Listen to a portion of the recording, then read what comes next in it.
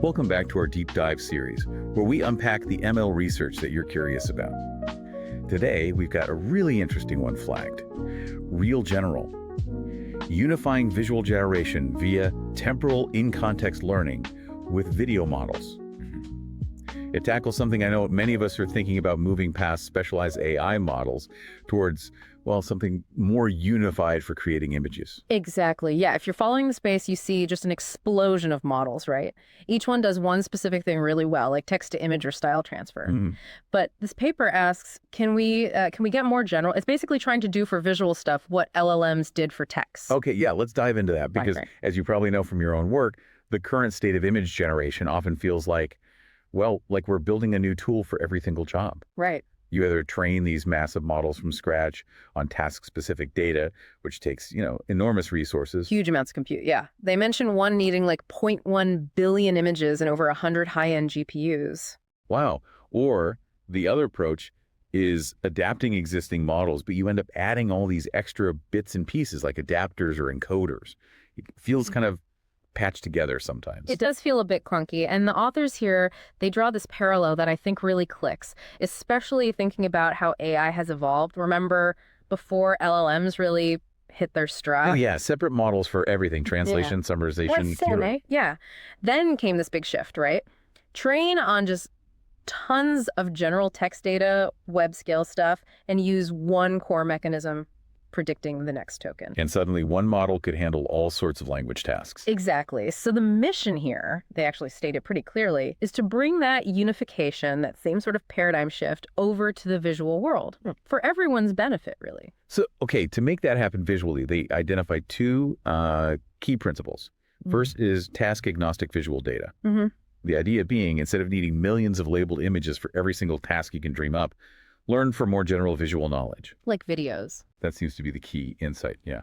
And the second principle is task-agnostic visual generation. Basically, one core way the model produces the image, no matter what kind of input you give it. Right. And this is where using video models gets really interesting, because think about what a video already captures inherently. Motion, relationships between frames. Temporal coherence, yeah, how things look one moment and the next. That gives the model a really rich general understanding of the visual world, arguably much richer than just static image collections. So that kind of hits the first principle, task-agnostic data. Okay, so here's the really clever part, the bit that probably caught your eye. They reframe image generation. They treat it as conditional frame prediction. Ah, okay, like in-context learning for images. Exactly. So if you want an image from text, the text becomes like the previous frames, and the model just predicts the image as the next frame. Huh. So it uses that temporal understanding even for a static image task. Right. And that addresses the second principle, task-agnostic generation. You treat all these different conditions, text, depth maps, sketches, whatever you're using. Yes, these preceding frames. And the model learns one unified way to generate the target image that follows. So you don't need totally different architectures or pipelines for each task. The video model, pre-trained on tons of video, already kind of knows how visual stuff should flow and connect. Okay, that makes a lot of sense. It avoids reinventing the wheel every time. Which brings us to RealGeneral itself. That's the framework they actually built to do this. Right. They take a video diffusion model, and for anyone maybe not deep in generative models, diffusion models basically learn to create images by reversing a noise adding process. It's like starting with static and gradually sculpting an image out of it. Good analogy. So they adapt this video diffusion model for this specific setup. One input condition, one target image output.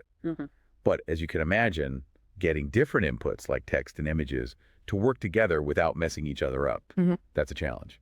Definitely a hurdle. And that's where their main technical bits come in, which are quite clever. First, there's this thing called the Unified Conditional Embedding, or UCE. Okay, UCE. What's the core idea there? The insight is you need to handle these different inputs, text, the condition image carefully before they influence the generation. So it has a part called subject-specific embedding that links words in your text prompt, say a fluffy dog, to the right areas in the condition image, maybe a sketch of a dog. So the model knows the dog part should be fluffy. Got it. Aligning semantics and space. Exactly. Then there's a condition embedding part, which adds a sort of learned adjustment specific to the task to better align the input condition with what you want out. Okay. And finally, a neat trick. Video models often process things in patches, right? To stop the input image data and the output image data from getting kind of jumbled together during that process. Yeah. They temporarily replicate the data along the time dimension. It's like giving the model a clearer separation process. The instructions here work on the canvas here. Huh. Temporal replication. Okay, that makes sense to avoid interference. Yeah.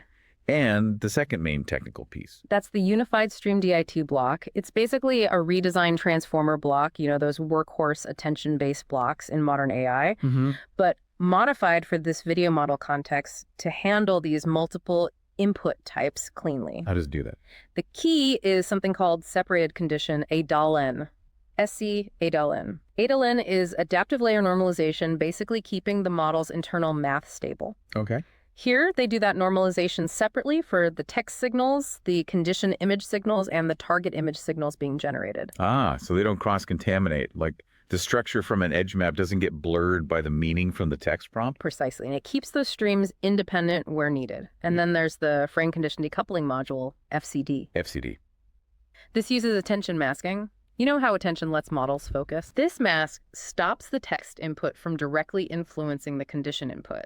The text should guide the final output image, but you want the condition, like your edge map, to keep its structure intact. Right. You don't want the text prompt make it look like a Van Gogh painting to somehow warp the structural edges you provided. Exactly. They tested a few masking strategies, actually. And the one that just blocked text influencing the condition directly, they called it Mask A, worked best. It preserved that conditional structure really well. Makes sense. Keep the influences channeled correctly. Yeah, if the text could just freely mess with the condition image representation, things got muddy, the outputs weren't as good, this masking keeps things cleaner. Okay, so you've got UCE handling the inputs and the modified DIT block with SC-Adalin and FCD handling the processing. How do they actually train this? Adapting a big video model like CogVideoX sounds computationally expensive. Right, it would be, typically, but they used LoRi.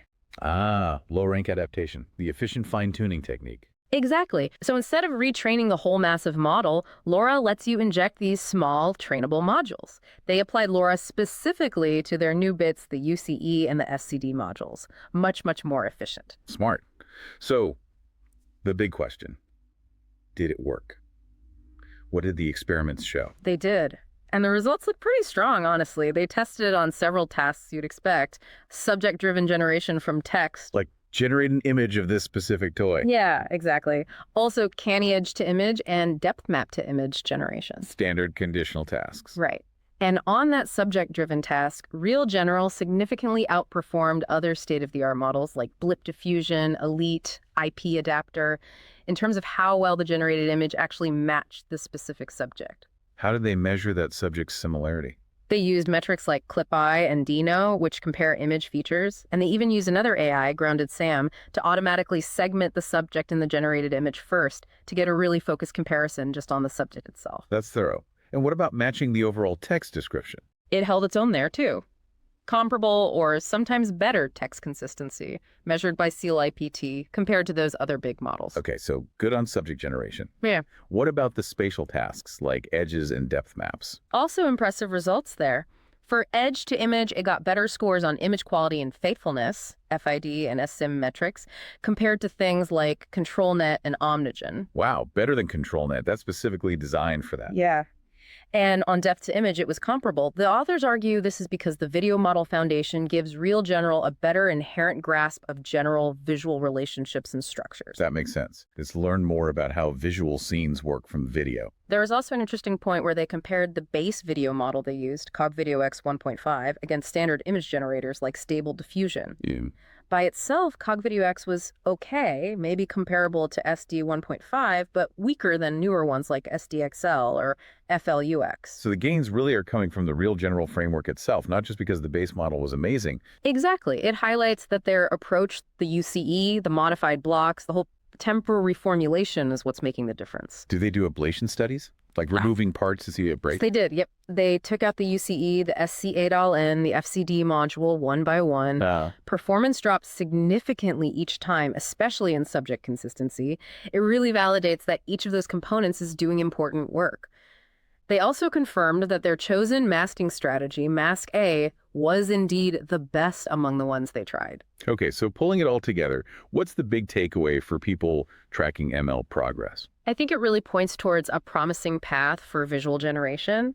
This idea of using video models, tapping into their temporal understanding, and adapting them cleverly for image tasks. It feels like a step towards more unified, more efficient systems, moving away from that fragmented landscape of one model per task. Yeah, it's a really neat conceptual shift, isn't it? Using video principles for static image generation. Feels like one of those aha moments in research. Definitely check out the paper. If you want the full technical dive, we'll link it. Now let's shift gears a bit for our novel notions segment. Thinking beyond the paper. What could this lead to? Okay, so building on this core idea, unifying visual generation via video models. Yeah. Here's one thought experiment. What if you could train an even bigger video model? Bigger how? Pre-trained on just an absolutely massive, incredibly diverse data set, not just real-world videos, but synthetic stuff, animation, scientific visualizations, maybe even other sensor data represented visually over time. Okay, so a truly universal visual learner. Potentially, yeah. Imagine a single foundation model that doesn't just generate images from various conditions, but can understand, manipulate, analyze existing visual content across all these different formats. So one AI model powering What? enhanced mid-journey style tools, but also advanced video editing software. And maybe even understanding scientific data visuals or generating them from raw numbers, and that in-context learning aspect they showed. Yeah. Imagine scaling that up. Maybe you could show this universal model just a few examples of a brand new visual task it's never seen. And it just adapts and does it Yep. without needing specific fine-tuning. That's the dream, right? A truly general visual intelligence. It aligns with where the authors hinted they want to go towards a fully integrated universal framework. That's a pretty radical vision. Yeah. One model handling photorealistic generation, Yeah. medical scan analysis, architectural visualization. Wow. It's ambitious, but this paper feels like a step in that direction. And here's another angle, building on the temporal nature. Okay. What about truly interactive, time-evolving visual generation? Go on. Instead of just input condition, static output image, imagine the preceding frames aren't fixed, they're dynamic. They update based on what you do in real time. Like that sketching. And the image evolves as I sketch. Or giving verbal feedback, make that part redder, and the generation process adapts midstream. Or maybe even using eye tracking to guide where the AI focuses its refinement over time. That really would blur the lines between generating an image and generating like a short responsive video or animation. Exactly. Think about architects sketching an outline, and the AI generates not just a render, but a little evolving animation as they refine details. Or educational tools generating visual explanations that literally change and adapt as a student asks questions. Right. It would need big steps forward in the models and the interfaces for that kind of real-time interaction. But the core idea in RealGeneral treating generation as temporal kind of cracks the door open for that kind of future. Those are definitely some fascinating possibilities to chew on. Really pushes the boundaries of what we think of as image generation. It does, and as we all watch this field evolve, that's maybe the final thought to ponder. What new creative tools, what new applications become possible when that line between generating static images and generating dynamic short-form video truly starts to dissolve? A great question to leave us with. Thanks again for unpacking RealGeneral with me today. My pleasure. Remember to check the link for the paper if you want all the details. We'll catch you on the next deep dive.